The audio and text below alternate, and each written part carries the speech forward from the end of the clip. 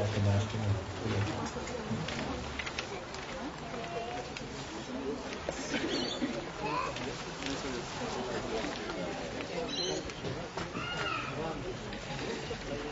Manasa Deha Geha.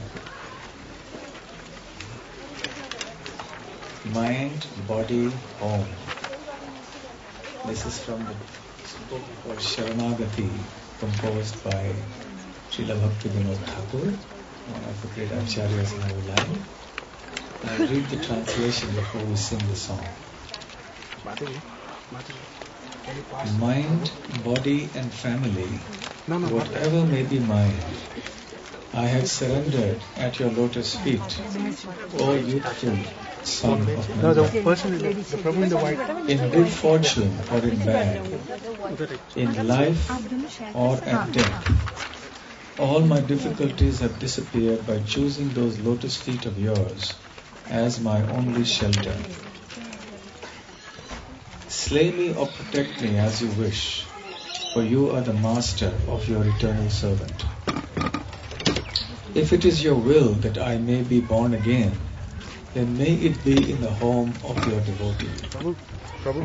May I be born again even as a worm, so long as I may remain your devotee. I have no desire to be born as a Brahma, averse to you. I yearn for the company of that devotee who is completely devoid of all desire for worldly liberation or worldly enjoyment or liberation. Father, mother, lover, son, lord, preceptor and husband, you are everything to me. Thakur Bhakti Vinod says, O Kanha, please hear me. O Lord of Radha, you are my life and soul. So this is a prayer of complete surrender. And someone will have to deal with the children making little surrender at somewhere else.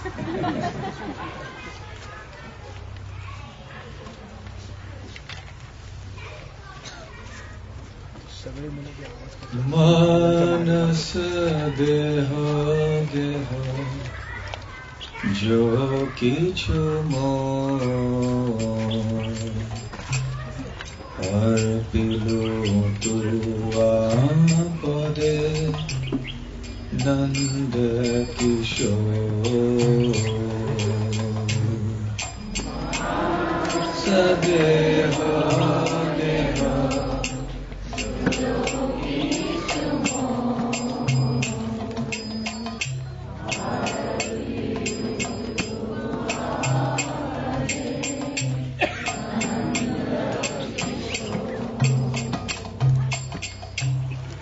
Manas deha geha jo kichu mo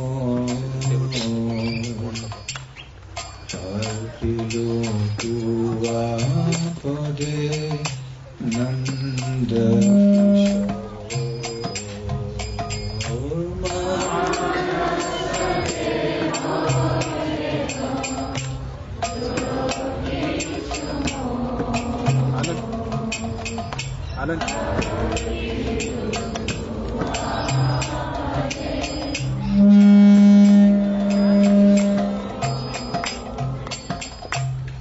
Sampade vipade jivane marane Sampade vipade jivane marane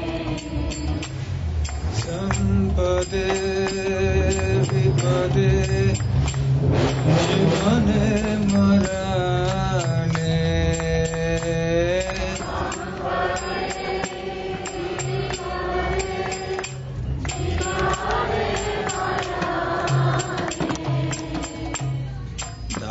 Mama Gela Tua Opada Parane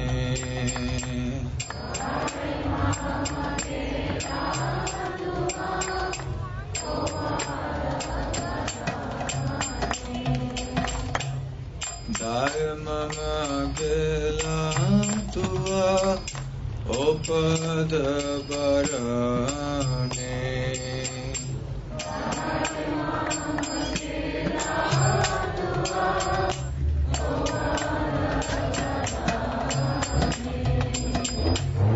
Marobira kobi jo ichha tohar.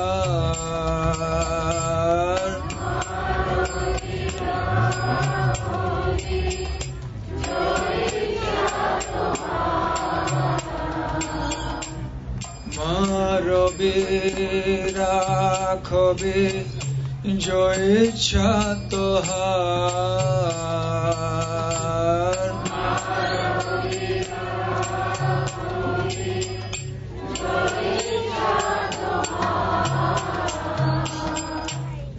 Nitya dasa prati hua adhikar.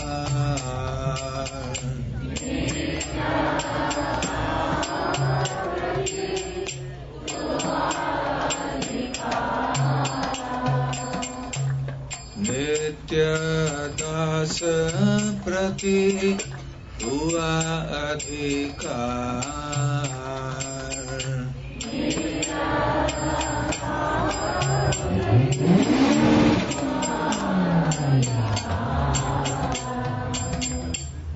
Janma hobi moye ichha jodi tor.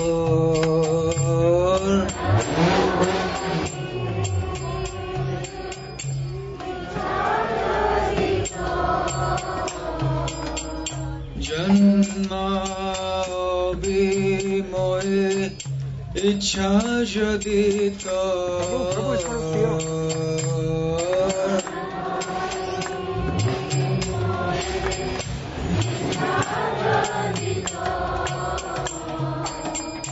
Bhakta grihe jani janma ho mor.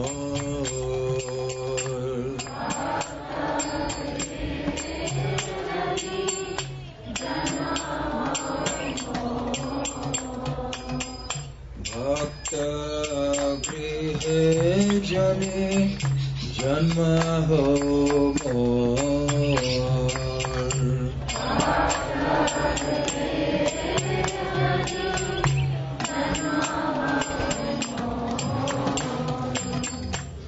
Kita janma ho yatha tua ash.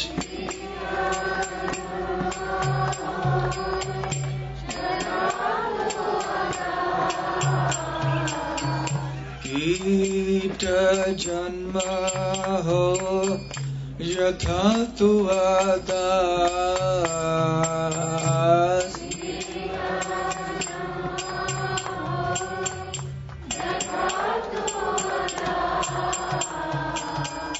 Bahirmukha Brahma janme nahi ash.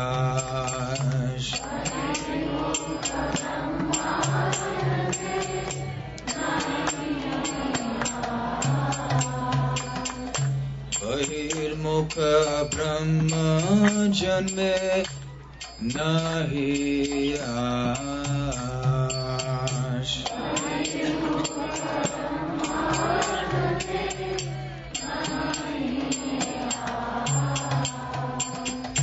Bhakti mukti spriha vihina je bhakta.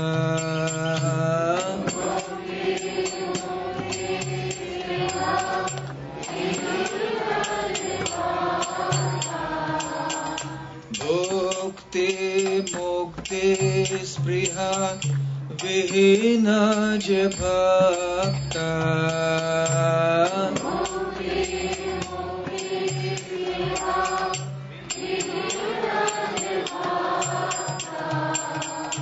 Labhaite tako sanga anurakta.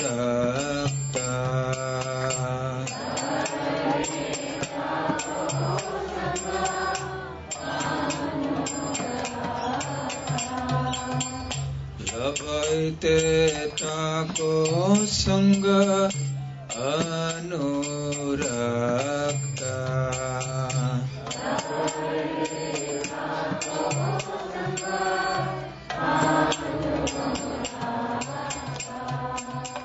Janaka janani dai tatanaya. Janaka janani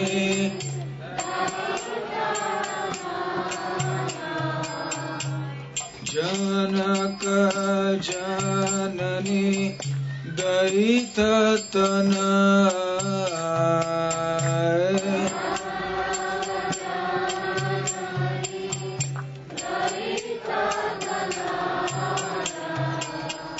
Prabhu Guru Bhakti tu sarvamaya.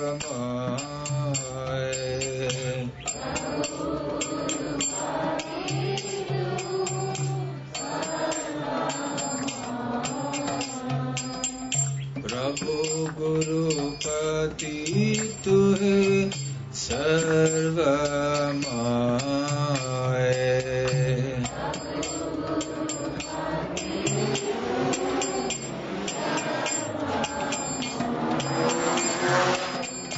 Bhakti vinoda kahe suno kana.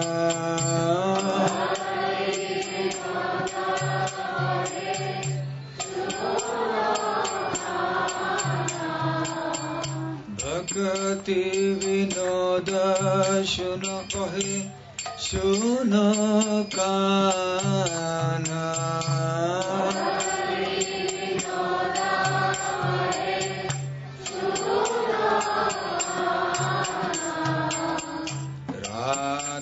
Radhanath tu hamara parana.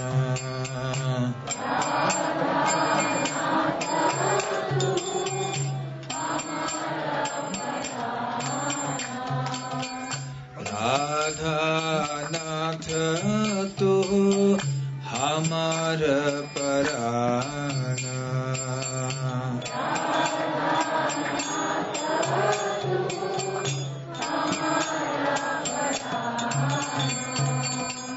मानस देहो केहो जो किछु मोर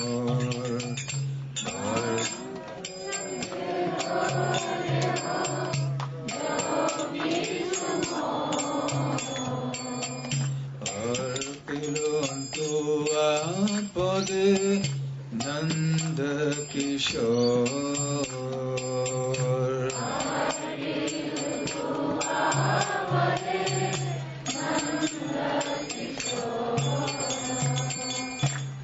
Hare Krishna, Hare Krishna, Krishna Krishna, Hare Hare, Hare Rama, Hare Rama, Rama Rama, Hare Hare, Hare Krishna, Hare Krishna, Krishna Krishna, Hare Hare,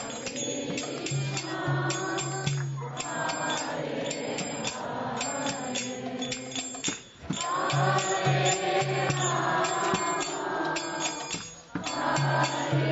Rama, Hare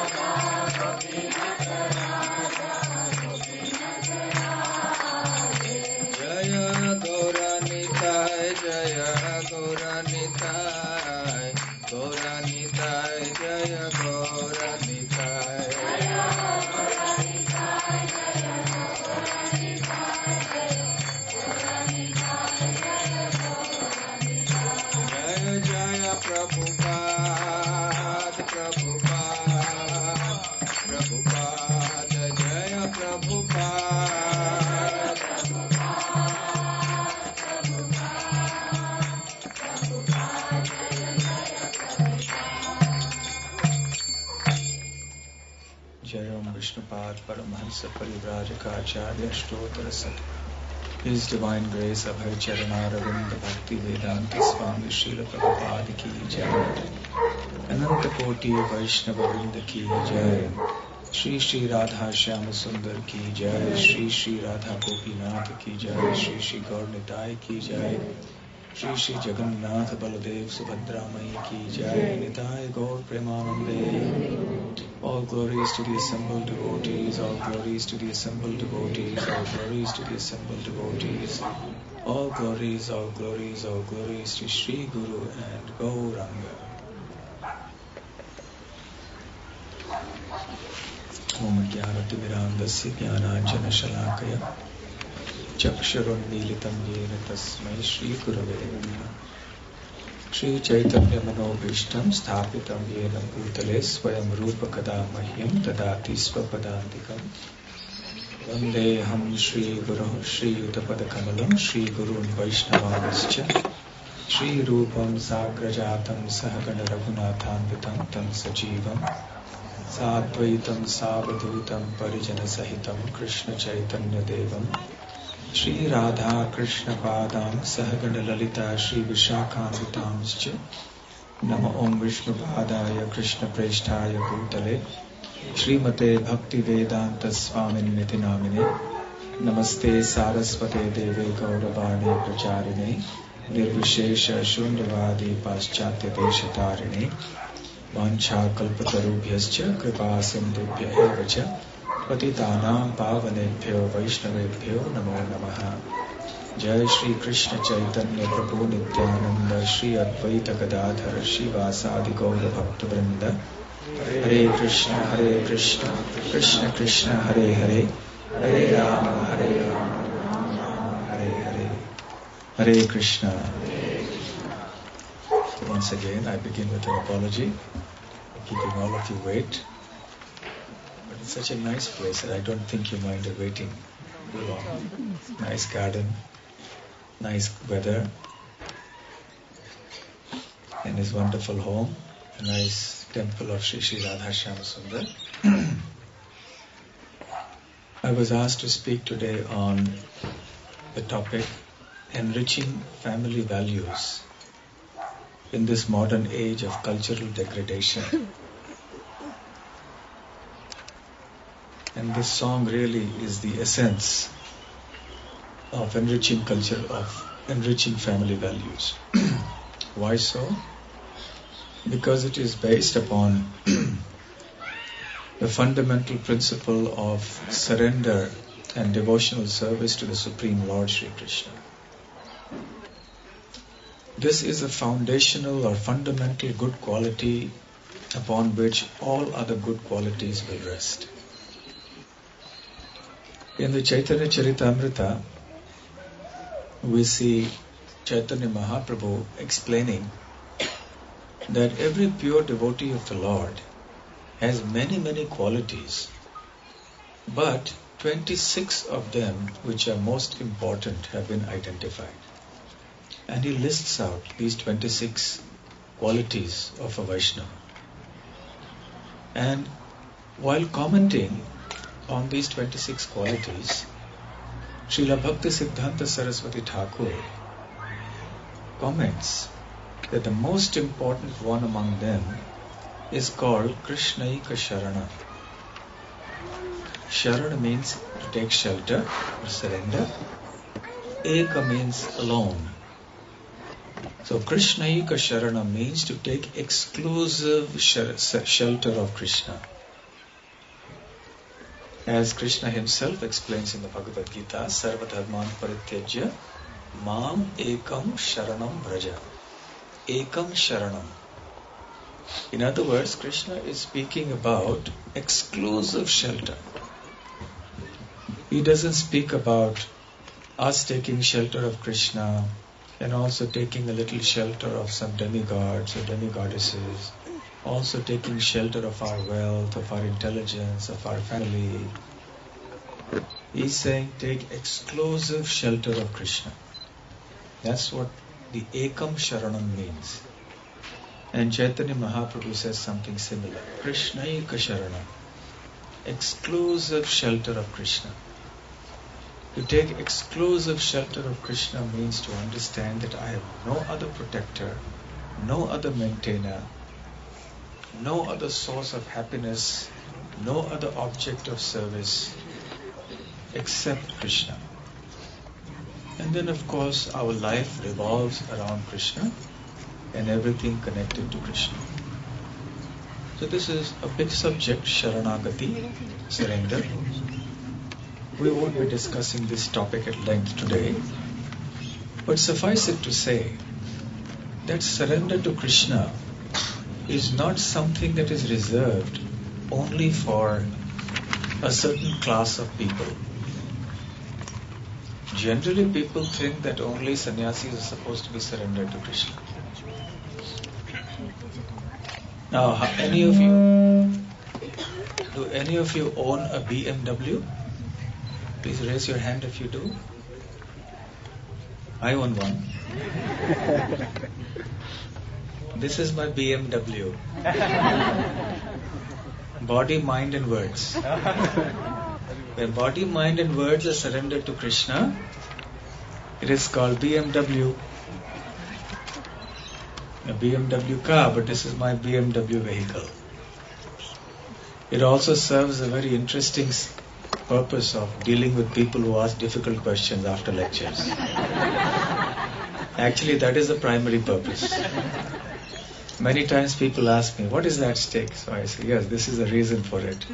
So then they are a little careful afterwards asking me questions. Sometimes at the airport people ask if it's a fishing rod. So very interesting questions come about as a result of that. Because at the airport they never know what this stick is.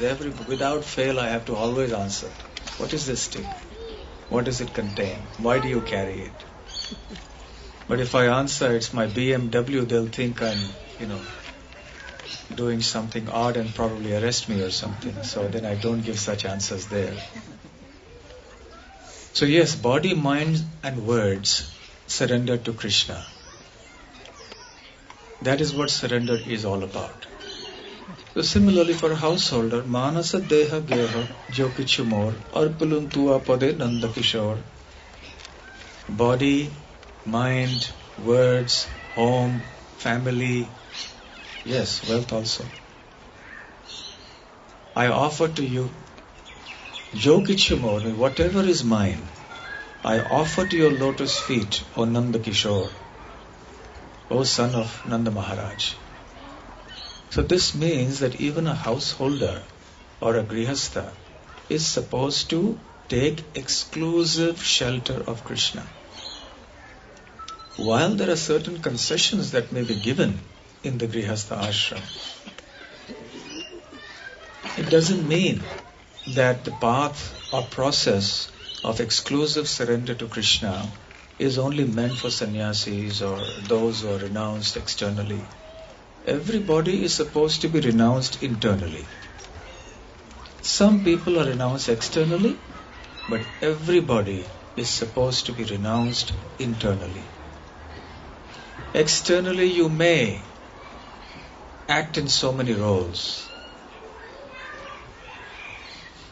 Srila Bhakti Vinod Thakur himself has written this bhajan, and we hear Bhakti Vinod Thakur say, as we sung the other day in the temple, Jedina grihete bhajan dekhi golok grihete goloka bhai.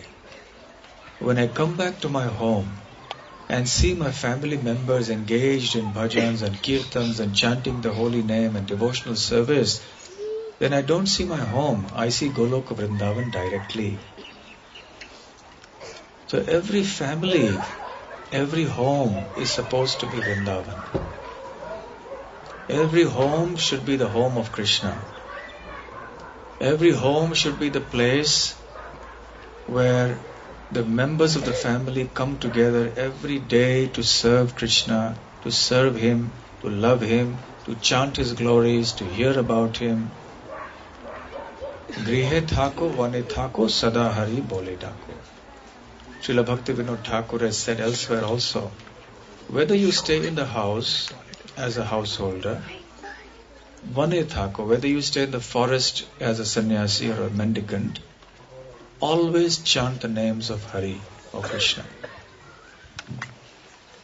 So surrender is meant for the renunciants, for the householders, and for everybody, because this is the goal of life. It's not that sannyasis and brahmacharis and vanaprasthas have one goal of life and grihasthas have another goal of life. It's not like that. Everybody, every human being, in fact, every living entity has the same goal of life. To become a pure devotee of Krishna and to go back to Godhead. So this body, mind and words, and actually in this there is a fourth stick. See this, there is another protrusion from here. This is a hook. And that hook is meant to indicate the soul. Not only is the body, mind and one's words supposed to be surrendered to Krishna, but even one's very soul is supposed to be surrendered to Krishna. So everything we have, Jo Kichu More, as Bhaktivinoda Thakur says, whatever is mine is yours, O Lord. Actually, who can say such a thing? Who can say this to the Lord, that whatever is mine is yours? One who understands that everything that is mine is actually the Lord's. That actually nothing is mine. Only one who truly understands that everything that is mine is not mine, it's Krishna's. Only such a person can actually say this with his heart, that I want to offer everything to you. So this process of surrender actually is nothing external, it is nothing artificial. It's not an artificial imposition. When worshippers of Mother Ganga enter the waters of the Ganga, how do they worship Ganga? They take water from the Ganga and offer it back to Ganga. And that is the worship of Ganga.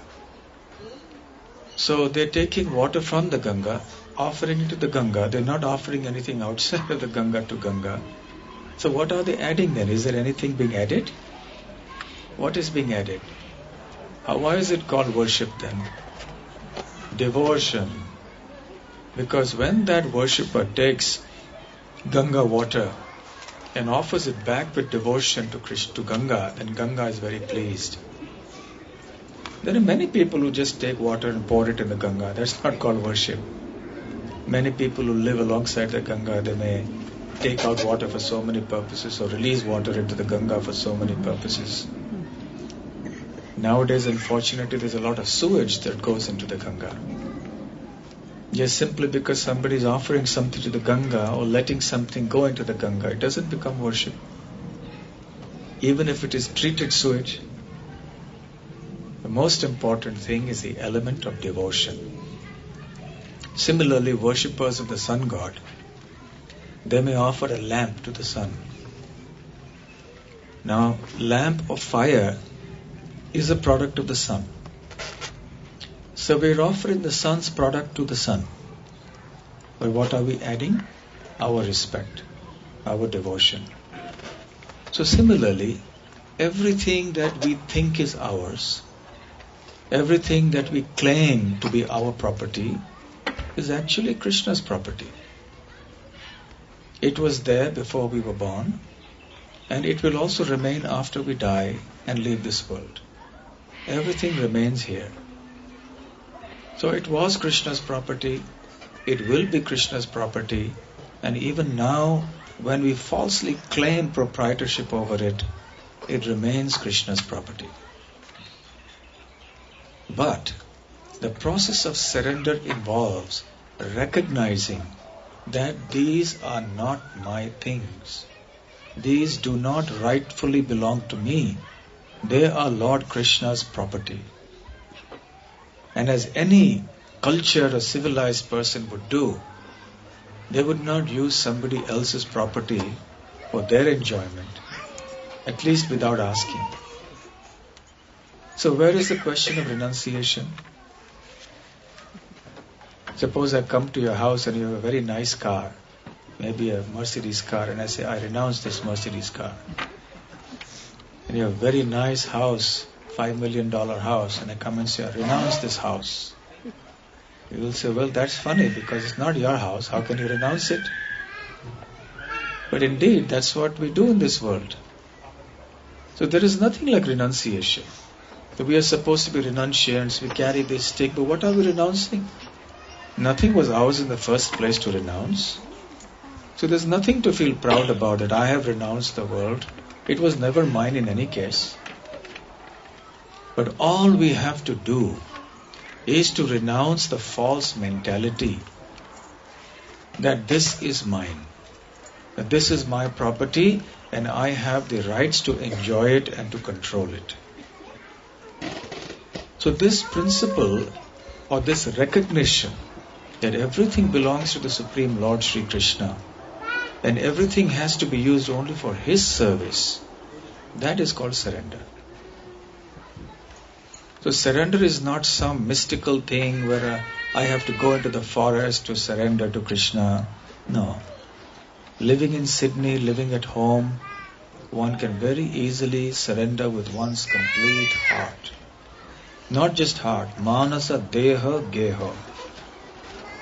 Mind, body, home, wealth, everything can be done even in an as-is, where-is condition. This is the process of surrender. All we are doing in this act of recognition is we are adding devotion to it. There can also be something like a passive recognition. When I say, well, this is not mine. Srila Prabhupada used to say that suppose there is a wallet that you find on the street. The wallet has a lot of money there. So there are different things we could do. One thing we could do is to pick up the wallet, you see that no one's watching, slip it in and go and enjoy that money. Another thing we could do is, as we pass by that wallet, we think, well, this is not mine, so I won't touch it. And we walk on. The third option is, I pick up the wallet, I look into inside the wallet to see if there's a visiting card or some other identification inside. I locate the owner and I return the wallet to him. Of the three choices open to me, which is the worst one? First one. When I pick up somebody else's wallet and I enjoy the money. Which is the best one? The last one. What about the one in the middle, the second option? I don't steal it, so why is it not a recommended option? It's neutral. It's not a great act of piety to not steal. I cannot claim fame or honor or prestige or recognition or fame because I am not stealing. If one is a thief, one gets criticized. But it doesn't mean that because one is not a thief, one should be praised. Well, a person who is not a thief, there's only one place he may be praised where everybody else is a thief. Amongst all these thieves, there's one person at least who is not stealing. So then everybody glorifies. I just see this man is so great. So, when we recognize that everything belongs to Lord Krishna, but we just leave it aside and we don't want to touch it, this kind of passive renunciation is also something neutral. At least the person is not stealing Krishna's property. That's to his credit. But then, it's not the best. Because he's not using it in the service of the proprietor of that, of the whole creation. So, the first category of people enjoy this material world, thinking it is their property. Or even if it is not their property, they still like to snatch and grab and enjoy this world. They are called karmis or bhogis, false enjoyers of this world. The second type of people are those who are on the path of jnana or yoga, yogis, renunciants, and so on. Srila Prabhupada used to say There were some swamis who would come to the West, and if the people give them money, they'll say, no, money is sin, I will never touch it. Money is maya, money is material, I will not touch it. So that is their idea. And then there are the third category of transcendentalists who are called bhaktas or devotees. So Prabhupada said, if somebody comes and offers me money, I will put both my hands forward. Yes, please give it to me. Because I know that money means Lakshmi, and Lakshmi is to be used in the service of Lord Narayan. Because a devotee is not meant to misuse that money for his own enjoyment. He is meant to use that money for Lord Krishna's pleasure, for his service. So therefore, when it comes to using Lord Krishna's property for Lord Krishna's service, anybody can do it. It doesn't have to be one who is externally a renunciate. So this, as I said in the beginning of the talk, is a fundamental principle of all good qualities. And Srila Bhakti Siddhanta Saraswati Thakur says that this one quality of Krishnaika Sharana is the most important because it is from this one good quality that all other good qualities emanate. If one has this one quality of Krishnaika Sharana, exclusive surrender to Krishna, then naturally, by the process of devotional service and by Krishna's mercy, all the other good qualities of a Vaishnava will come in one's person, even without artificially attempting to bring these qualities on. This is the wonderful part of devotional service. So in the same way, when we talk of family values, we talk of bringing in nice family values. What is that one value, that one quality that is necessary in a family to bring in all other good qualities in a family? To bring in happiness, to bring in unity, to bring in care, to bring in security, to bring in respect. Everything else that we desire in a happy family. What is it that is foundational to that? What is that foundational value? Krishnaika Sharana. Exclusive shelter of Krishna. This is the most important value or the most important quality. We cannot have united, happy, prosperous families, at least not for long, unless there is Lord Krishna placed firmly in the center. You have heard the English proverb. I think children, somebody is looking after. Is there another room where they can be taken so we can have proper family values?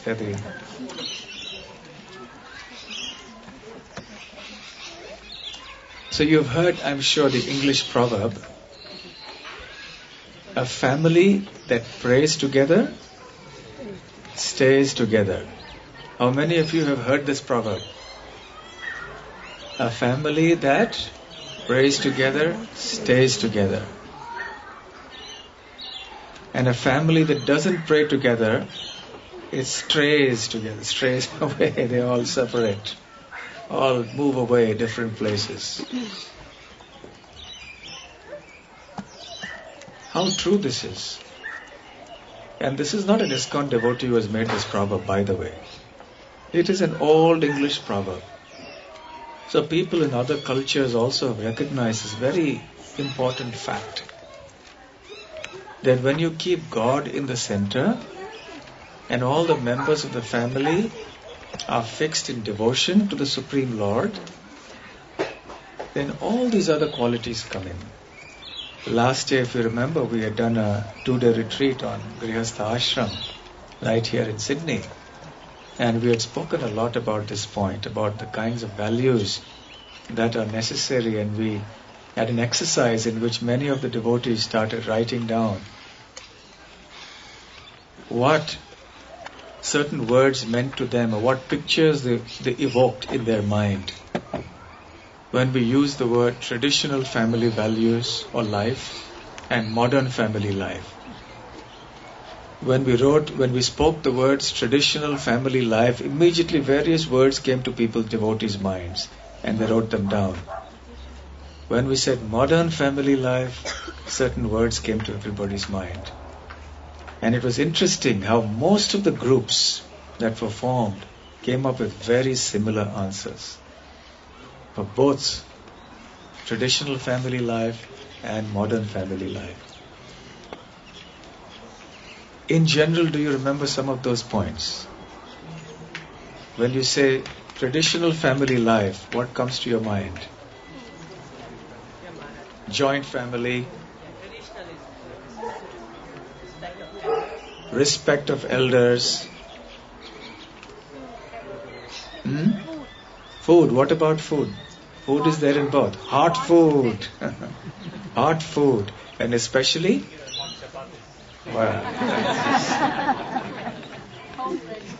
Homemade hot food. Yes. Well, prasadam, okay, food offered to Krishna. Maybe that's only in devotee families. But traditionally, yes. Mother cooking food for the family. The one thing that comes to mind is mother. Immediately the word mother comes to mind. What is a family without a mother? Yes, mother is very, very crucial. Ramayana says, sorry all you fathers, you can just, if you don't like it, that's the fact.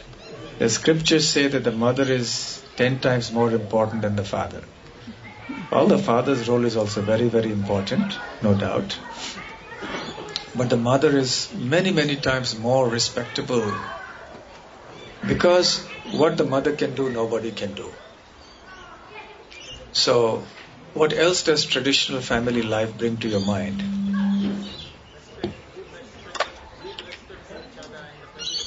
Respect, love for each other. Yes? There is love. Love and affection in the family. There is security. There is stability. There is warmth. There is happiness. There are also problems, no doubt. Especially the larger the family, there's some politics and sharing, caring, giving. So many, many values come up automatically in the traditional family setup. And in the modern family setup, what are the words that come to your mind? Fast food, fast marriages, fast breakups, fast communication, fast children. What are the other words that come to mind? Individuality. Too little or too much? A lot. Too much of individuality. Everyone wants their own space. Yes. Technology. What happens as a result of technology? It unites or divides? Divides. Technology is dividing people, not uniting people. But when there was less technology, people were more united. We have made technology to unite people, but we end up dividing people. What else? Retirement village for the old people. Retirement village for the old people. Retirement village for old people. That was the job of whom? Earlier in traditional life, who did that? The children did that when they looked after the elder parents. So we see that the traditional family structure had certain values. The modern family life has its own particular situation and values. Why so? What is the difference between traditional and modern? What is the fundamental difference? The traditional is more God conscious, less materialistic, less ambitious, less individualistic, more service oriented. Whereas the modern setup is more selfish, more individualistic, more materialistic, less God centered. And therefore, everything is crumbling today. You hardly see families now in different parts of the world. Regular families, you hardly see. Even in places where there is traditional cultures, ancient cultures, that is also breaking up very fast. Because the moment you keep God out of the picture, then everything collapses. Because you've taken out the foundation. The fundamental point has been taken out. Then it's only a matter of time before everything else starts crumbling. Just in a matter of 50 years, this has happened. So a culture that was prevalent for millions and millions of years has collapsed in just 50 years, 100 years. Just imagine the situation. And the more advanced, so-called advanced we become, the more scientifically and technologically capable we become, the more sophisticated we become, the worse the problem is getting. As we were coming in the car, Govind was speaking, we were talking about technology. And I was mentioning how so much problem is caused by technology. And I was saying how Facebook, then he said, please talk about Facebook in the lecture. Yes, indeed. Do you know that in America, in UK, a very large percentage, I think it's 30% or something like that, really that large, of marriages break up because of Facebook. Did you know that? Facebook breaks up marriages. Unbelievable. Actually, very believable. All the conveniences, so-called conveniences of modern day life are exclusively responsible for so much inconvenience. We bring them on into our life so that they can become convenient, but they end up making life so much more inconvenient and painful. All because we want to live the good life. We think we are advancing. All because we have a wrong idea of what progress is, of what advancement is. According to the Vedic culture, real advancement means advancement of spiritual life, advancement of Krishna consciousness. But modern day materialistic life says advancement means advancement of science, advancement of technology, advancement of sophistication in the way of doing things. But that is the difference. And therefore, we see that today the family units are crumbling. So then what do we need to do to restore the family balance and to restore those traditional values once again and bring happiness into the lives of the society? We have to bring Krishna back. And even when Krishna comes back and the family members become devotees, still we see that there is so much influence of the outside world. All the devotees carrying so much baggage of their past before they became devotees, of the surroundings and also of the past. So that same very, very individualistic approach, that same lack of understanding, tolerance, lack of patience, everything quick, everything should be fast, that is affecting the lives of even devotee families. So there may be so many quarrels and misunderstandings.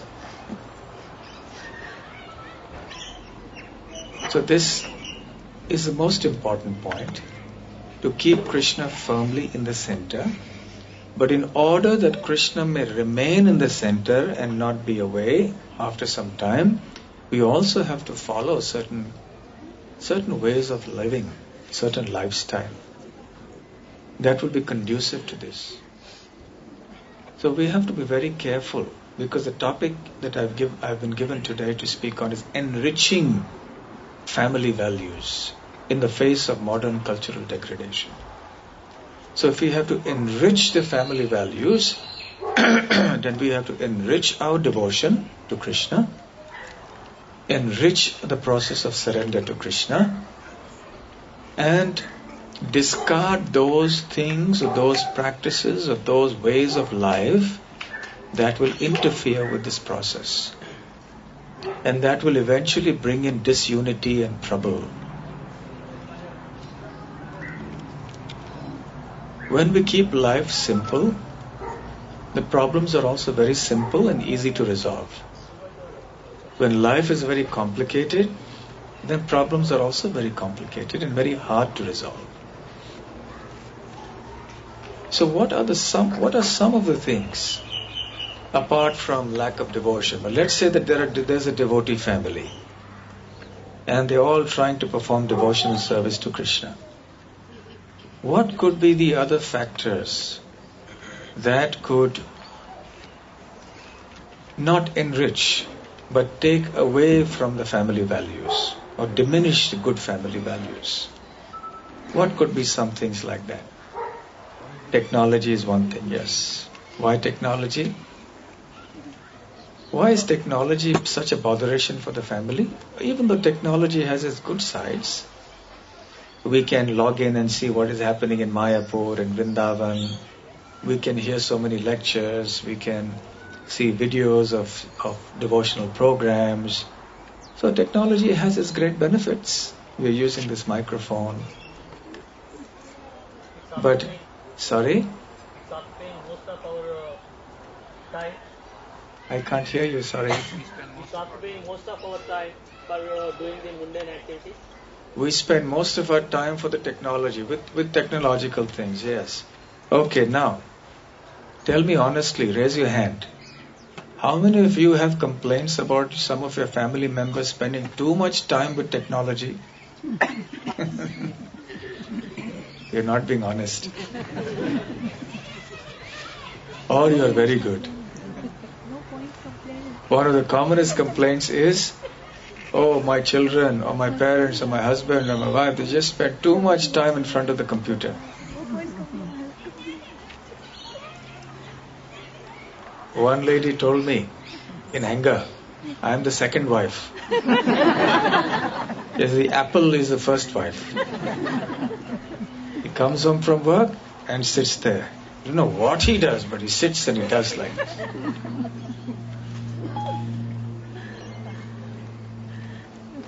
So yes, we see the technology is creating a barrier. What are we doing on that laptop? We're communicating with somebody sitting in another continent, another country, another city, and we're ignoring the person in the next room or in the same room. The same room, the person wants to talk to us, but we are busy talking to somebody in another continent. So then, for those who are staying with us, there's a barrier that is created. It becomes impersonal. So we are now developing a taste for dealing with technology and instruments, gadgets, that is all pervasive. I remember I went to some place where the bathroom was so high tech. I could not figure it out. And the problem is I started something and I was in a position where I couldn't go out again. Then I had to get my spectacle, try to understand and what is this, and I was always hesitant. Is suddenly something will come from somewhere. Hot water, cold water, you don't know what's going to come from where. Yes. Then there's something where suddenly something rose up and then something and there was some where you didn't have to press it, just put your finger and there was some photo cell that, detected the signal and activated something else. And I was thinking, this is like some espionage game or something, some futuristic world. And that too for a bathroom and a toilet. You see, the thing is, I'm sorry I'm being so blunt, but please don't mind, but it's a fact. A toilet is supposed to be a place where you go do your business and come out quickly. It's not meant to be a place where you surround yourself with all fancy things and technology and then you're inclined to spend a lot of time there. One of our devotees, he went to another country. He was describing his friend's bathroom. It was a huge bathroom complex. It's like a huge area. And inside the bathroom, of course, there's a toilet, there's a shower, and then there are chairs, and there's, magazine racks, and there's TV, there's computer, everything in the toilet and bathroom. Why do you need all these things in the toilet and bathroom? Don't you have a big living room, and you have bedroom, you have so many other spaces? That means they must be spending hours in the toilet. So now, because we have technology that is all around us, what we are doing is we are developing a relationship with gadgets more than with people. So now, everywhere we go, whether it's a car, whether it is our iPhones, our computers, our laptops, everything is just technology and gadgets. Now just reflect, look into your life about how you think you are interacting more with gadgets and technology than with human beings. There are 5 relationships that one can have with God, with Krishna, isn't it? I think all of you know that. Which are those 5 relationships? What are those 5 relationships called? Shanta. Shantaras, that is neutral. Then? No. Dasya. Dasyaras is one can become a servant of God. Shantaras is when one has a relationship of neutrality, which means there is just awe and reverence, but there isn't a spirit of service so much. Then the spirit of service, that I am the servant of God, that is called Dasyaras. Then Sakhya. Not Sakhya, Sakhya. Sakhyaras. That is when I accept God as my friend and have a relationship of friendship with God. 4th, Vatsalya, where I accept God as my child. So God accepts us as His parent. Very unique. In other traditions one doesn't find this. Even friendship one hardly finds. It's mostly Shantaras that is there everywhere. And to some degree Dasya. But Sakhya, very rarely do you find it outside of Krishna consciousness. And Vatsalya, you can't think of such a thing. And then Madhurya, which is the 5th ras, where one relates to God as lover and beloved. Now these 5 relationships are the original relationships that happen in the spiritual world. There is family life in Goloka Vrindavan.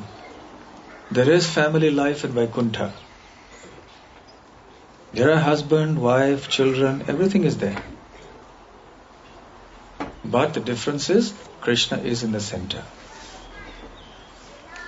The special feature of Vrindavan that distinguishes it from all other places is that in Vrindavan, all the householders, the couples, they have children, but they all love Krishna more than their own children. Now that is something very unusual. Is that possible in human society? People generally love children, but they will love their own child more than other children. That is a natural thing that we see. But in Vrindavan, the Brajabasis love Krishna more than their own children. This is what distinguishes Vrindavan from other places. So they have their family life, but their family life revolves around Krishna. These relationships are all there with Krishna. And related to Krishna, they have their relationships amongst each other. So they also have husband-wife, so they have that Madhurya. Then they have their children, so Vatsalya is there. They have Sakhya, there are friends. There is Dasya, there are servants also. There is Shanta, there are the trees and the grass and water, which also serves Krishna in Goloka Vrindavan. But the primary relationship that every Brajabasi has is to Krishna. In different mellows. And then accordingly they have these 5 relationships with other devotees living in Vrindavan. Now, those 5 original pure relationships of Goloka Vrindavan are pervertedly reflected here in this material world. As we were discussing yesterday in the seminar, that everything that is found in the spiritual world is found in its reflected, perverted form in the material world. Therefore, love in the spiritual world becomes lust. Compassion or kindness in the spiritual world becomes anger. Appreciation for others becomes envy. Satisfaction with whatever is existing becomes greed. And pure knowledge becomes illusion or ignorance. So similarly, these pure relationships that exist with Lord Krishna in Goloka Vrindavan, in the spiritual world, also exist here, but in a reflected and perverted form. Yes, they also have their family life, the birds. See, they're calling each other. They're responding, they have their relationships. We don't know what kind of... There is something there. Maybe it's husband-wife quarrel or something going on. They've fought and they're living apart for a while. They'll come back. I don't think they've got to the point of divorce yet. But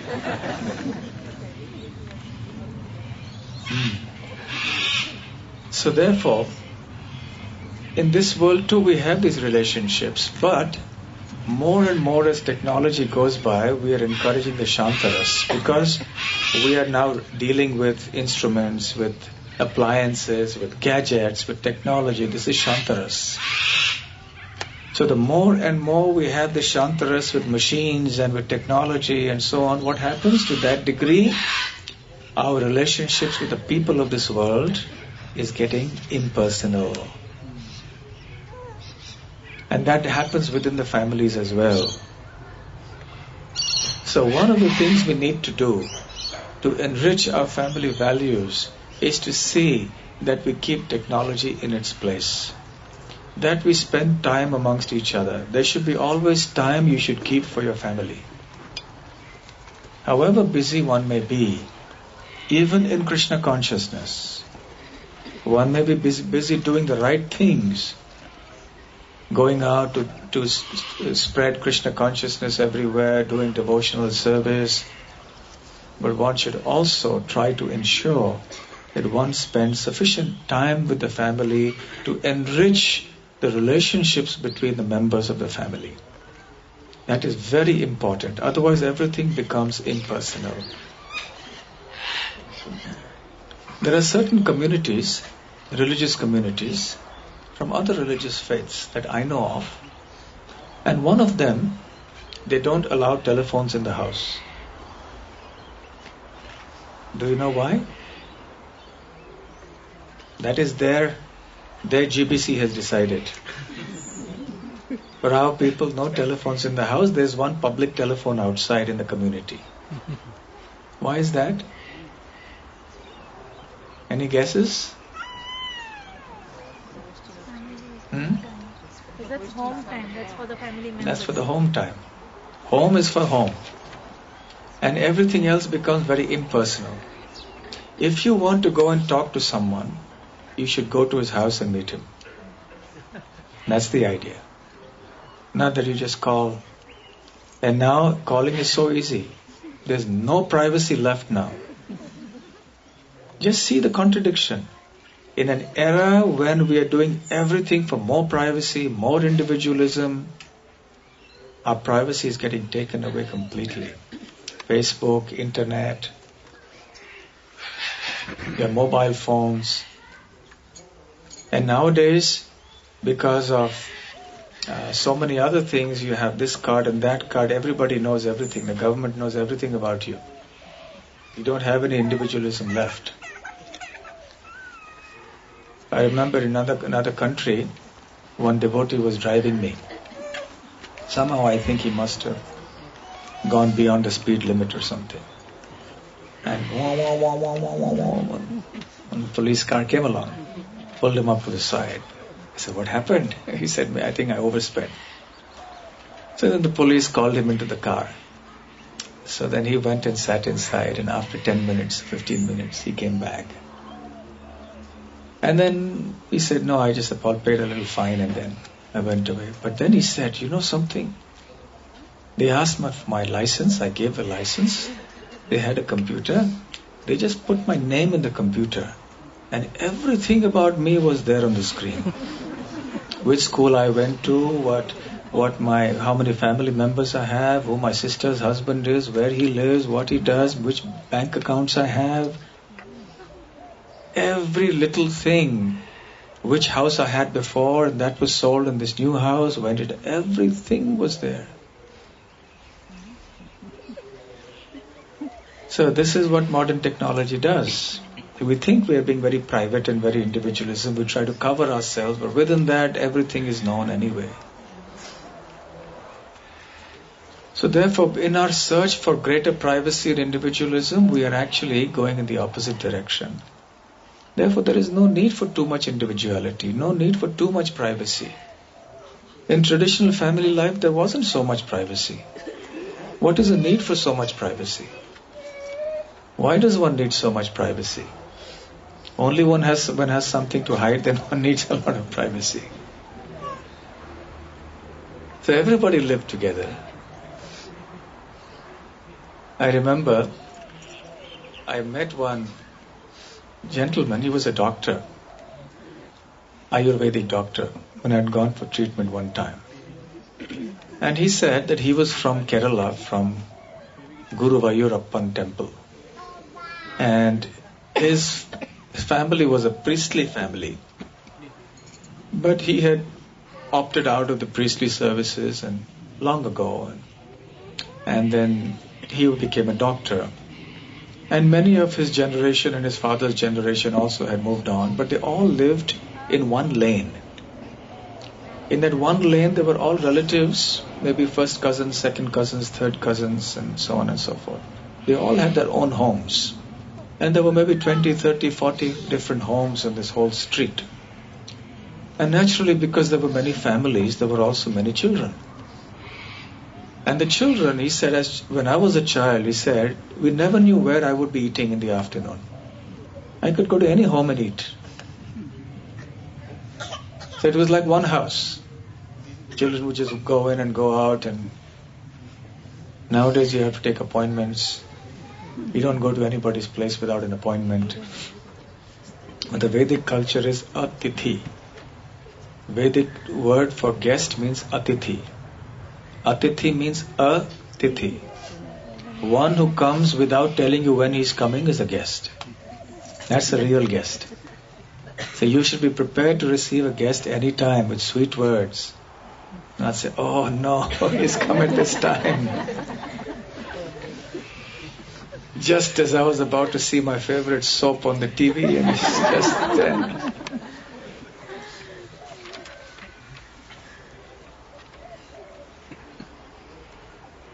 So therefore we have to be cautious about technology. We also have to make conscious effort to bring these values back. We have to teach them to our children. We have to practice them in our life. Some of these values we have already mentioned. It is so essential. But everything that binds it all together is our devotional service, devotion to Krishna. So the culture of family life is very essential because that is the crucible, or that is a vehicle, or that is the vessel in which the nectar of Krishna consciousness can remain and from which we can drink nicely. Otherwise it is very hard for Krishna consciousness to remain. If you don't have that culture, even if somebody is a devotee, but because the devotee is living in a different culture other than a conducive, favorable Vedic culture, it will be very hard for that devotee to maintain his or her devotional service. Very hard. Because the Vedic culture is naturally supportive of such a thing. And the family culture is very, very important because it facilitates this development. It gives us a psychological, emotional, and social support structure in which we can very easily and happily do our Krishna consciousness lifelong. When there are constant instabilities in the family, and there are quarrels, or there is broken homes, broken families, it is harder to do Krishna consciousness.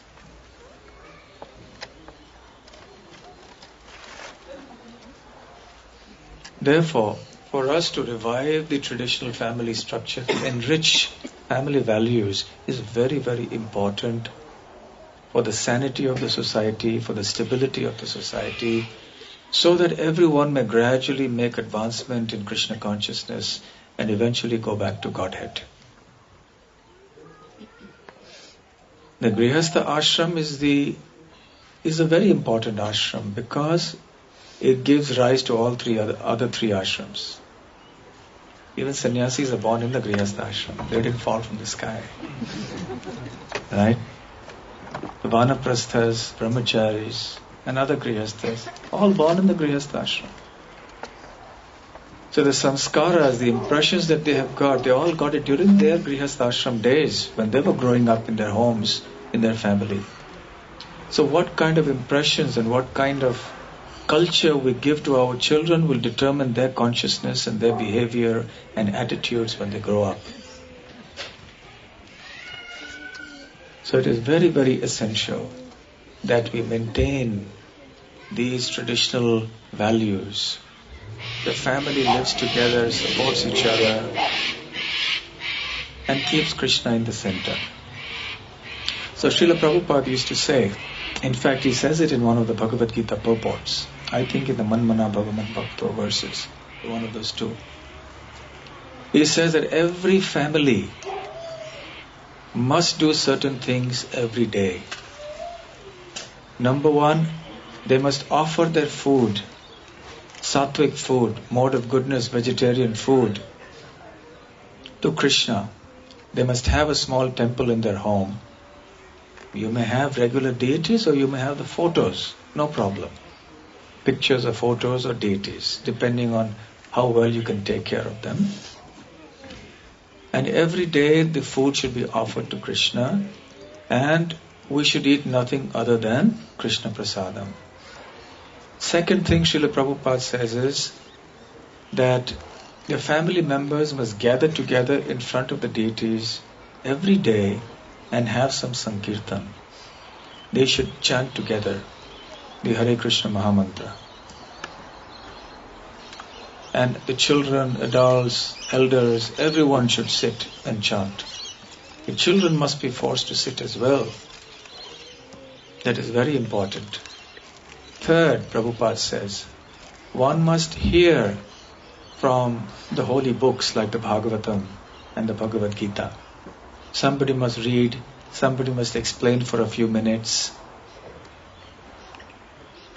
And then we must invite other people to come, and we must have devotional programs in the house, or we must go to the temple as a family and offer services. So these are important things that are necessary to keep the family values enriched and stable, so that the family unit remains a sustainable phenomenon in this world. Otherwise, now we are witnessing it is all dying out. Please remember that our ultimate family is there. If we enrich our family values in this life and Krishna consciousness, then we can prepare ourselves for our real family life, which is in the spiritual world. Even those who are brahmachari, sannyasis here, they're also family, they're also grihasthas in the spiritual world. Spiritual world, there are no sannyasis. Have you heard of Goloka Vrindavan having sannyasis? What will they do? Renounce from what? Nothing to renounce from over there. So in Goloka Vrindavan, there's no sannyasis. All are householders. Perfect family life. But completely pure. All centered on Krishna. So we must keep Krishna in the center and progress towards that ultimate family life towards which we have been hankering for. That family life with Krishna. Here, this is our devotee family, the larger family, an extended family of devotees. So the devotees must cooperate with each other in such a nice way that it becomes one big family. Yesterday I was in the temple in the evening, and the temple president made a nice announcement that there is some land of a few acres in the north of Sydney, and the government has given permission, has given all the clearances to purchase that land, and efforts are underway now to try to purchase that land. So if that happens, then hopefully there can be a larger temple of Radha Gopinath in which many, many devotees can come and sit together. Just like when the family size grows, if there are many generations that come, larger number of children, then you have to move to a bigger house. In Singapore, I went to one house, and then the owner happened to mention, this is called a 2G house. So I said, what does that mean? He said, 2-generation house. So I said, can you explain? He said, look, this has 2 doors. So they're like two, and you can make a partition in between, so you have 2 identical halves. So in case the next generation doesn't get along with the current generation, then they can have the other half, and then you can live in this half and just put a partition. But then they become 2 independent houses. Anyway, so interesting ways in which we are coping with the world now as things go on. 2G house. But can we have a 3G house or a 4G house? There is one family I heard of in Sri Rangam in South India, the temple town of Ranganath. There were 63 family members living together, many generations.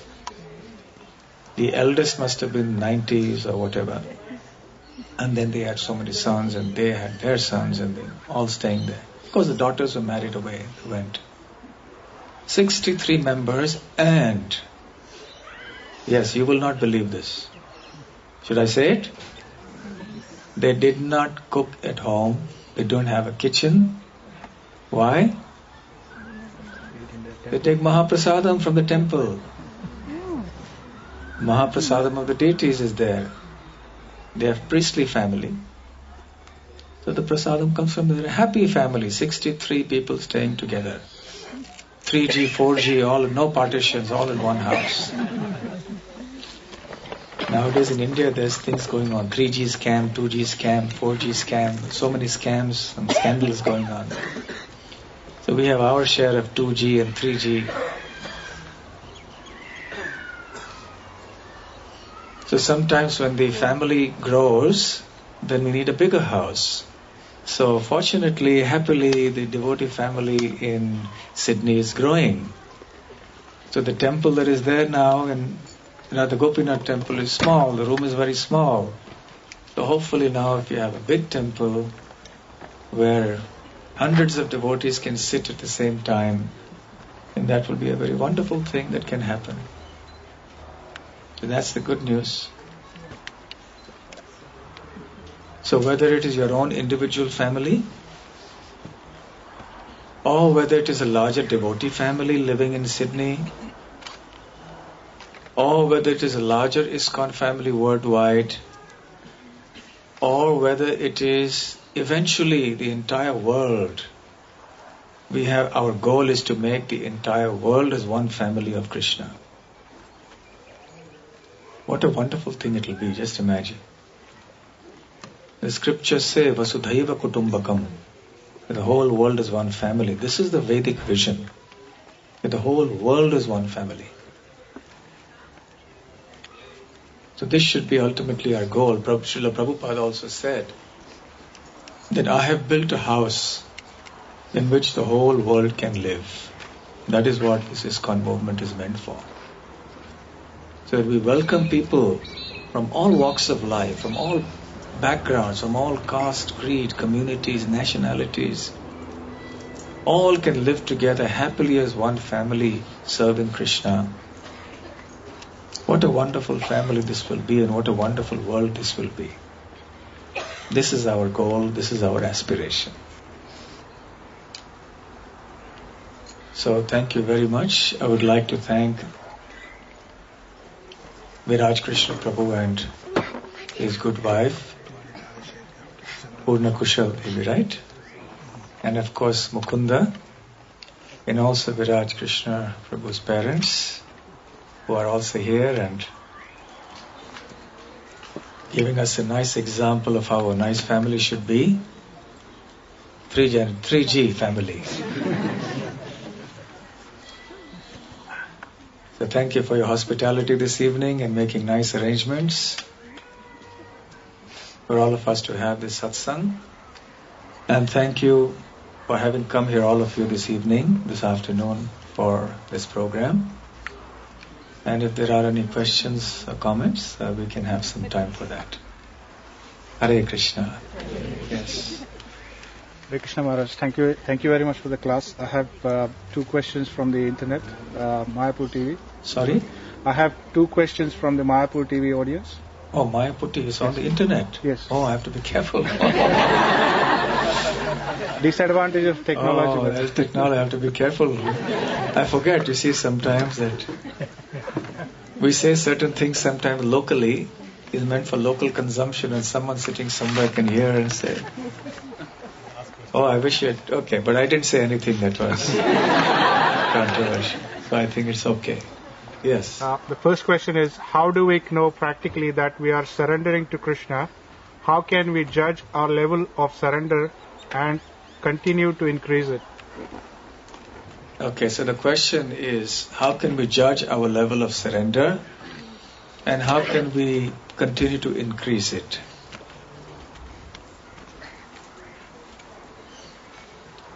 There is a definition of surrender which appears in the Hari Bhakti Vilas and in the Chaitanya Charitamrita. Anyone knows that verse? Some of you nice, many scholars here, no? No? Anukulyasya sankalpah pratikulyasya varjanam rakshishyatiti vishvaso goptritve varanam tatha atmanikshepa karpanyam shadvidha sharanagatihi. So the sharanagati or surrender has 6 limbs or 6 ways to understand it. The first one is anukulyasya sankalpah, to with great determination accept in one's life all things that are very favorable for Krishna consciousness. Second, pratikulyasya varjanam, with great determination to reject all those things which are unfavorable to Krishna consciousness. So one of the tests of surrender for us, or 2 of the tests, are to see whether we are doing that or not. Are we accepting things practically in our life that are very favorable for Krishna consciousness? Are we sufficiently doing it and doing it with enough determination? Second, are we trying to keep away from our life all those things that are harmful for our Krishna consciousness? That's the second symptom. So we can judge it like that. Rakshishyati iti vishvaso, to have staunch faith that Krishna will protect me, my family. Not only Krishna, it is only Krishna who can protect and Krishna will protect. So that staunch faith in Krishna's protection is required. So to the degree that I have this staunch faith that Krishna will protect me, I can understand I am surrendered. Goptritve varanam, to understand that it is Krishna who is actually my maintainer. It is not that I am maintaining my family by my own intelligence and efforts. Yes, these things are there. But ultimately it is Krishna who is maintaining. Atmanikshepa, which means I can desire whatever I like, but I am completely dependent on Krishna for fulfilling those desires. So understanding that I am dependent on Krishna for everything, even the smallest of things. And sixth, karpanyam, to have humility, to feel oneself insignificant. To the degree one has developed real humility, one can understand one's degree of surrender. So these are some practical tips by which one can judge and understand what surrender is. All right? Thank you very much. Would like to have the second question. Youth of today are after independence and always want to be independent. How can we teach the youth of today the values of Vedic culture, which talks about the family support and togetherness? The question is, the youth of today are very independent. How can we teach them the values of a Vedic culture so that they can stay together and so that they can understand stay the family together? support? Fundamentally, of course, by giving them Krishna consciousness. That's the bottom line. But in order for the youth to be able to accept Krishna consciousness properly, it is also very helpful if they are in a situation that is very conducive and helpful for that purpose. So creating an atmosphere at home where from childhood one has been getting a lot of shelter, a lot of affection, a lot of guidance, a lot of support, you see, will help one to face the challenges that the modern world presents. Increasingly, the modern world is becoming a more and more difficult place to live in, especially for one who wants to be a spiritual person. So that kind of support structure is very important, very necessary. So number one, we have to give them Krishna consciousness, the knowledge of Krishna consciousness. Number two, we have to give them a very supportive, favorable home or a family situation. And number three, there must be a larger supportive peer community of young people who are also involved in spiritual activities, who understand the importance of Vedic culture. Then they will, in that association, they will be strong in their Krishna consciousness. Thank you, ma'am. Any other questions?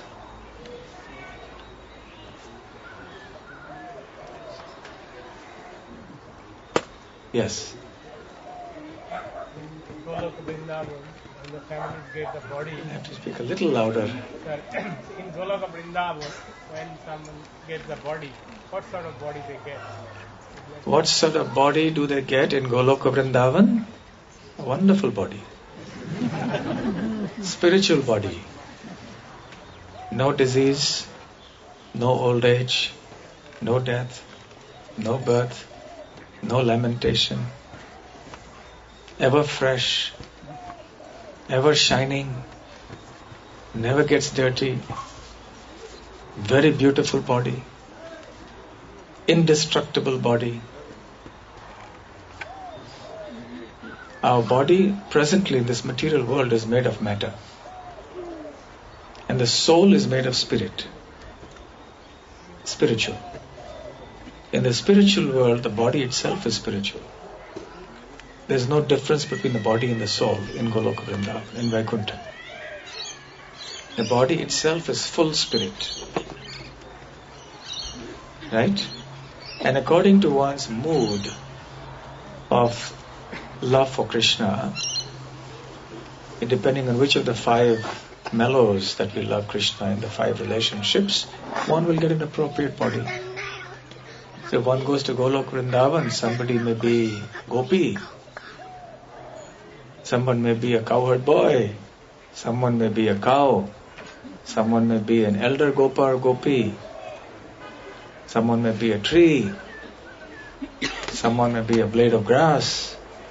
But all are wonderfully serving Krishna. That even the blade of grass is very happy, fully satisfied serving Krishna.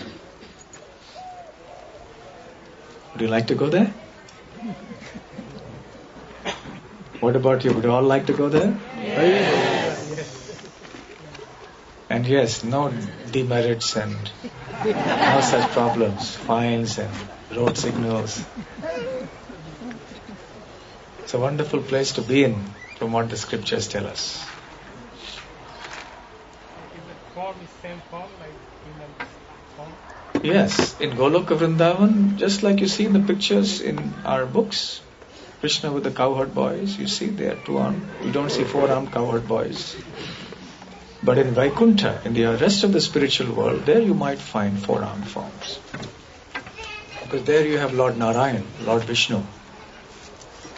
It is only in Krishna Loka, Goloka Vrindavan, that you will find the Lord with his two-armed form. Elsewhere in the spiritual world, as Vishnu or Narayan, Lord Krishna appears in his four-armed form. So there many of the residents will also have four arms. Any other? One last question. Yes.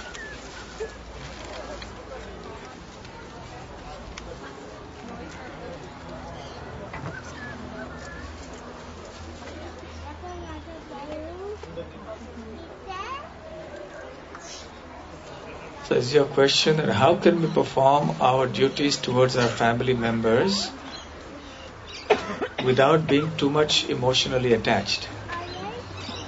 Well, it is natural that some degree of emotional attachment will be there. Because without that, it is very hard to do things in this world. So, one may do that, but one should do it in connection with Krishna. One should keep Krishna in the center. One should understand that these family members are not my property. They have been sent to me by Krishna to serve in different ways. So my service to them, because it is in connection with Krishna, is also something Krishna conscious. There is one famous quote of Srila Prabhupada where one lady devotee who has got a small child, just given birth to a child recently, and she used to do pujari service in the temple. And she asked Srila Prabhupada, should I look after my child or should I do my deity worship? And Prabhupada tells her, for you in this situation, child worship is more important. Child worship is more important than deity worship. Child worship is deity worship, he says. So in that situation, there is no question of that lady just not serving a child and going to do some service in the temple. If she is able to look after the child when the child has grown up a little bit, and then she can revive once again her devotional services, that's wonderful. Or she comes to the temple with the family members, and turn by turn everybody takes care of the child, so she attends all the programs. So she also needs to be Krishna conscious. It's very important that she must come and hear lectures and participate in kirtan and do a little seva. But this service is also very, very important. So we see all these services in connection with Lord Krishna. Okay, so thank you very much. Hare Krishna. Srila Prabhupada ki jai. Jai.